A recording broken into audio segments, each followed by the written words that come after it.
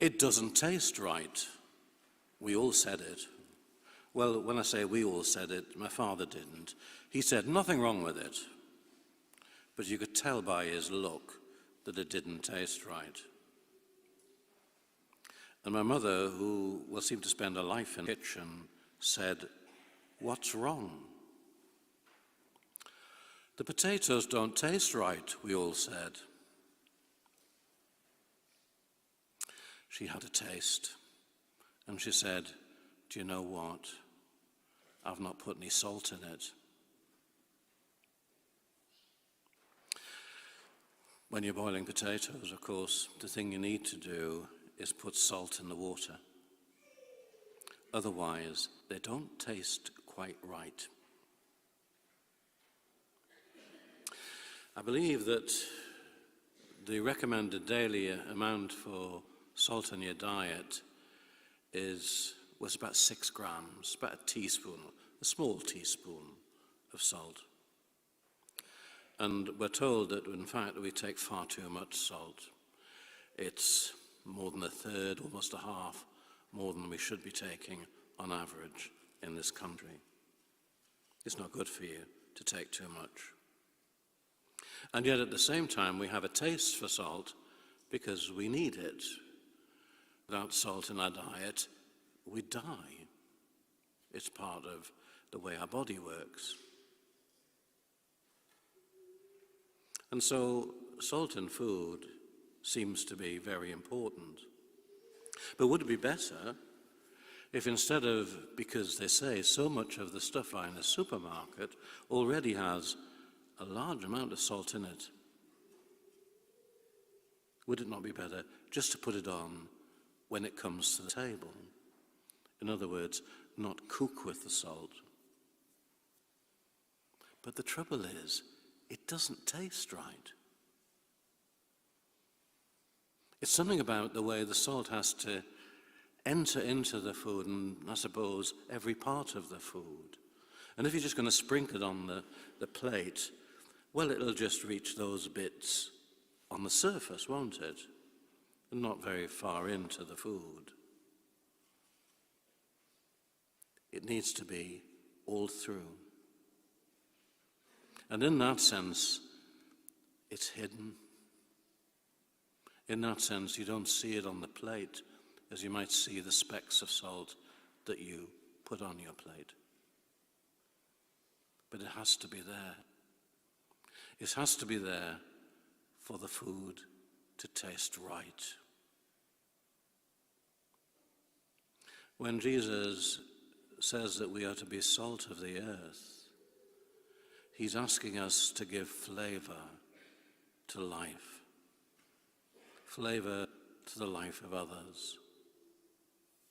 And it's really interesting, the origin of the word wisdom in the ancient world, sapo, meant taste, that you can taste it, wisdom.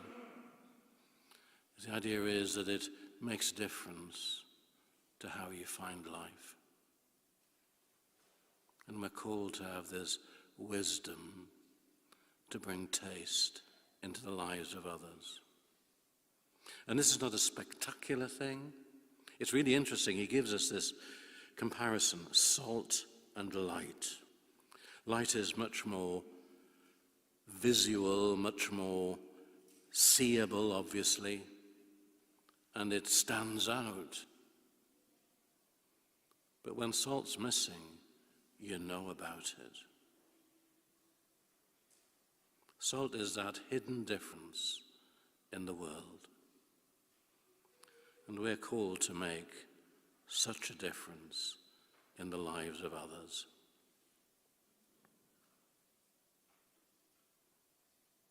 There's some people here preparing for confirmation. And the whole idea about confirmation is that we're given the wisdom of the Spirit.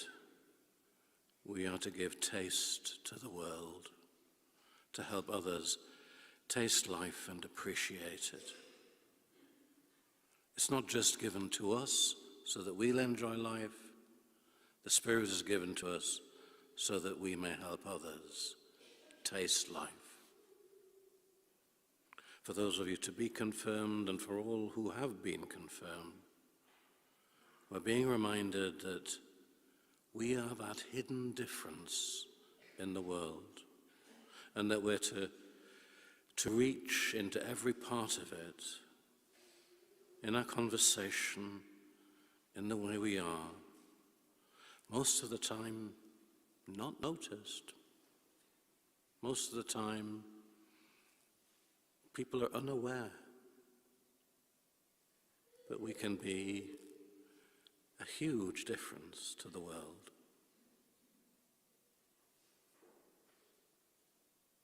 Jesus says, "But if salt has lost its taste, how shall its saltiness be restored?"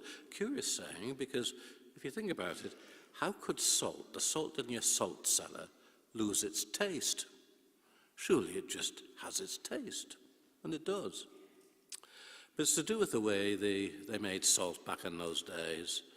And within the salt that you had, there were lots of impurities, all kinds of other things as well. And of course, salt is one of these things that dissolves very easily, and any damp or water present can cause it to leak away, and you're just left with the rubbish, if you like, the dross, the impurities. And so for them, they could experience the idea of salt losing its taste because the salt was no longer there, no longer making a difference. And of course, it's a challenge to us to make us think, am I still in the business of making a difference to the lives of others? Have I begun to do it in the first place? You are the salt of the earth, the light of the world.